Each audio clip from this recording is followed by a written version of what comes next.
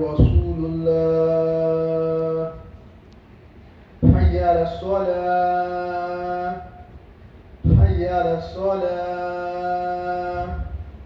حي على الفلاح حي على الفلاح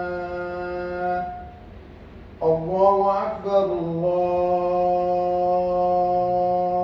أكبر لا إله إلا الله.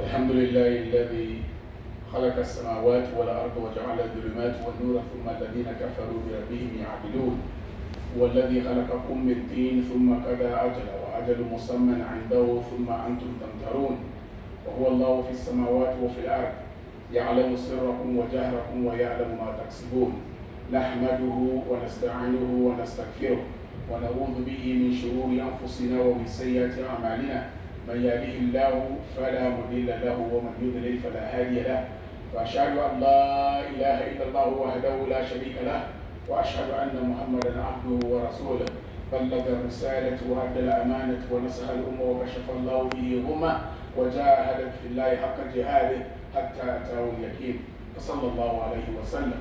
اللهم صل على محمد وعلى آل محمد كما صليت على إبراهيم وعلى آل إبراهيم إنك حميد مجيد.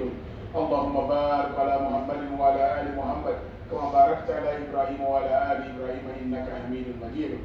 يا إخوة وأخوات في الله أوصيكم ونفسي بتقوى الله عز وجل فإن خير ما يتزود به عبده هو تقوى الله لأن سبحانه وتعالى يقول في كتاب العزيز بعد أعوذ بالله من الشيطان الرجيم يا أيها الذين آمنوا اتقوا الله حق تقاته ولا تموتن إلا وأنتم مسلمون. يا أيها الناس اتقوا ربكم الذي خلقكم من نفس واحدة وخلق منها زوجها وبث منهما رجالا كثيرا ونساء واتقوا الله الذي تساءلون به والأرحام إن الله كان عليكم رقيبا. يا أيها الذين آمنوا اتقوا الله وقولوا قولا سديدا يصلح لكم أعمالكم ويغفر لكم ذنوبكم ومن يطع الله ورسوله فقد فاز فوزا عظيما. وبعد وقوله أيضا في سورة البقرة وإذا سألك عبادي عني فإني قريب أجيب دعوة الداعي إذا دعاني فليستجيبوا لي وليؤمنوا بي لعلهم يرشدون. صدق الله ثم بلغ رسوله الكريم ونحن على ذلك من الشاهدين. My dear brothers and sisters, inshallah, I would like us to reflect a moment that we are experiencing in our time under normal circumstances is something that you hear in Sirah, or you hear at the time of Sahaba, or you hear in a hadith. A scholar is narrating to us. What is that? And that is, we as Muslims, we believe in Allah. And we believe all the words that Allah subhanahu wa ta'ala has narrated in the Quran. We entered in this Islam fully. So henceforth, all the promises that are in the Quran, we accept it, and that is Tawheed. So Allah subhanahu wa ta'ala says, وَلِلْأَيِ الْإِزَّةِ وَلِرَسُولِهِ وَلِلْمُؤْمِنِينَ وَلَكِنَّ الْمُنَافِقِينَ لَا يَعْلَمُونَ. With Allah is the power, the Izzah, and the messenger and his messenger, and the believers. So my dear brothers and sisters, that Allah subhanahu wa ta'ala said, but the munafiqun, they do not know. He did not say the kafirun did not know. The munafiqun did not know. So in our time, or the biblical time of Rasulullah sallallahu alaihi wasallam and the Sahaba, you will hear so many stories of the victory that Allah subhanahu wa ta'ala has blessed them with. In the fight of Badr, there were about 300 to 3,000. You know, the enemies were more overwhelmed in number than the believers. But Allah subhanahu wa ta'ala giving them victory. Come bi fi'atin qalilatin ghalabat bi fi'atin bi'idhnillah. So these are things that we read about and we listen to the narratives, but when it's happening before us, we tend to not pay attention to it. And I would like to remind all of us to pay attention to that. We have experienced our brothers. I'm not here to talk about politics, but we need to know in order to move that notion into our daily lives, with our families, with our children, to realize وَلِلَّهِ الْعِزَّةُ وَلِرَسُولِهِ وَلِلْمُؤْمِنِينَ وَلَكِنَّ الْمُنَافِقِينَ لَا يَعْلَمُونَ.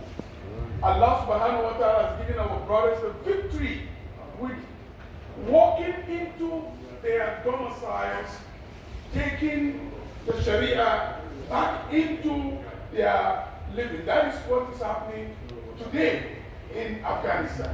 This is a miracle. But don't look at it as if it's nothing.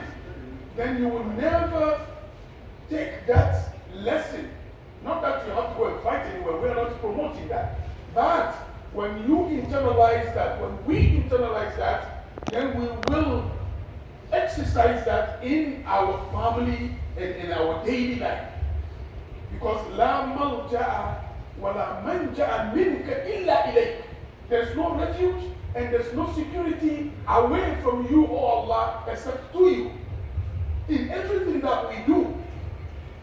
So my dear brothers and sisters, I want us to realize such victory, it is something that to really pay attention to. Walk into a country that was invaded, a superpower. But when you look in the television and you see the domain of our brothers Muslims, they're so humble. And they said, we are here to establish Sharia. Regardless of what you think. Because the Sharia really gives women rights. Everybody have their right in Sharia, if only we know. But now we, the Muslims, we see this because we are being indoctrinated by what the television is telling us. We do not believe what our brothers are saying. All they're standing for is lillah, for Allah subhanahu wa ta'ala, to establish what is Sharia. And when you see, on the other hand, the same Muslims struggling up to date in 21st century, taking them out of their houses, taking their children, beating them in 21st century, and still the victory is not there. Why? What is the difference between them? Allah subhanahu wa ta'ala said, وَإِذَا سَأَلَكَ عِبَادِ عَنِّي فَإِنِّي قَرِيبٌ. O Muhammad sallallahu alayhi wa sallam, when my servants ask you about me, tell them. Not, he did not say you tell them. Allah removed what we call kul. He removed it out there. وَإِذَا سَأَلَكَ عِبَادِ عَنِّي, when my servant ask you about me, I am near. Allah used what we call al-fa, fa al-fawiyya, meaning a fa that is immediate. Allah subhanahu wa ta'ala wants us to know that He is closer. وَلَقَدْ خَلَقْنَا الْإِنسَانَ وَنَعْلَمُ مَا تُوَسْوِسُ بِهِ نَفْسُهُ وَنَحْنُ أَقْرَبُ إِلَيْهِ مِنْ حَبْلِ الْوَرِيدِ. We created mankind and we are so close to Him that He's capable of Him.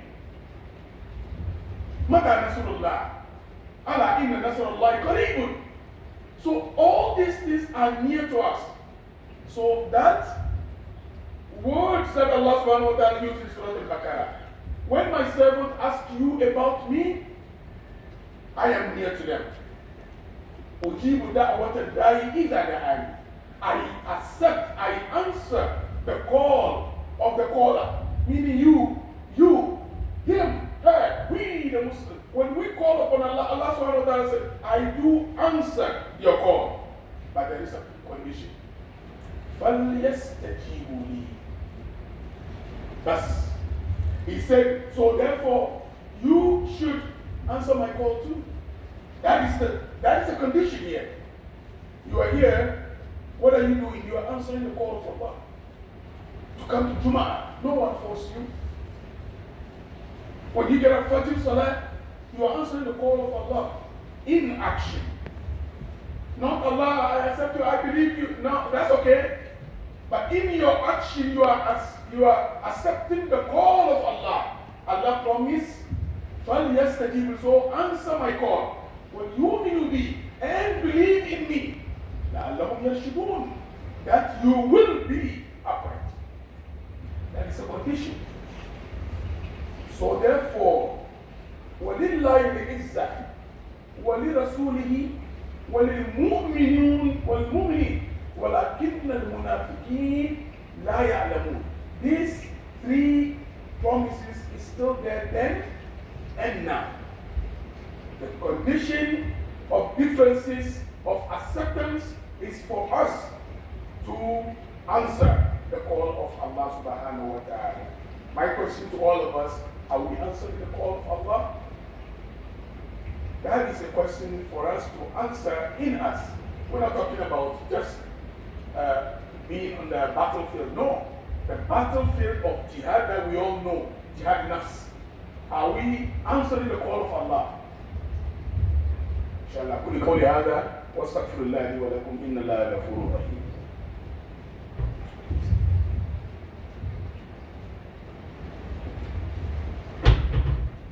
الحمد لله الذي أنزل على عبده الكتاب ولم يجعل له عوجا. My dear brothers and sisters, we are in the time that our supplications are needed more so now than ever. All the parents, today your children are going back to school.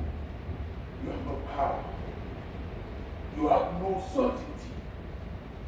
Yes, they are going to university to learn something that tomorrow they will be better. To be a productive citizen. To be a good Muslim. But there is some fear in you that what could happen to them? Are they going to be influenced by others? This is a fear in our hearts. We all experience. Not even when they're going to school. Today your child is in your house and is communicating with the world. It's a challenge. But what we need to realize is our supplications that we need to go to Allah to guide our children, to guide ourselves, to stabilize our family, our relationships, to be firm, to maintain on the Sirat al-Mustaqim. That nothing will shake us away from the way of Allah. But Allah subhanahu wa ta'ala has given us a condition. And I brought a story of Afghanistan, not to talk about politics, but to realize this promise of Allah. وَلِلَّهِ الْعِزَّةُ وَلِرَسُولِهِ وَلِلْمُؤْمِنِينَ وَلَكِنَّ الْمُنَافِقِينَ لَا يَعْلَمُونَ. The power belongs to Allah and His Messenger and the believers. But the hypocrites do not know. I'm not saying we are hypocrites. I'm not saying we are not either. Because hypocrite is not Muslim. A Muslim, whenever you found yourself in disobedience of Allah subhanahu wa ta'ala, Allah has given you what we call an-nafs al-lawwama. Something in you said to you, this is not right. When you continue, this is nifaq. When we are doing something that we know Allah does not want that. Allah has given us the aql. He has given us the heart to realize this is not what Allah wants. Whether it's within your family, whether it's within your friends, or your work, or whatever. I'm bringing tawheed to us. To realize that whenever you are worshipping Allah, He said, Al-insan, an ta'abud Allah ka'annaka tarahu. فَإِن لَمْ تَكُنْ تَرَوْا فَإِنَّهُ يَرَاكَ. The perfection in our worship is to worship Allah as if you're seeing Allah. If you do not have that way of internalizing yourself, know for sure Allah sees you, sees me in your heart. So therefore from there you say to yourself, I'm answering the call of Allah subhanahu wa ta'ala. I'm staying away from that which is not good. And Allah knows that. And when you call Allah also, He accepts it. اللهم أعز الإسلام والمسلمين وأذل الشرك والمشركين ودمر أعداء الدين اللهم انصر المسلمين والمسلمات في كل مكان يا رب العالمين يا من رد يوسف إلى أبي وموسى إلى أمي رد المسلمين إلى دينك ردا جميلا يا من حملت يونس في بطن الغوث وموسى في البحر نجنا من عذاب النار وجعلنا ممن يسمعون القول فيتبعون أحسنه إن الله وملائكته يصلون على النبي يا أيها الذين آمنوا صلوا عليه وسلموا تسليما سبحان ربك رب العزة عما يصفون وسلام على المرسلين والحمد لله رب العالمين.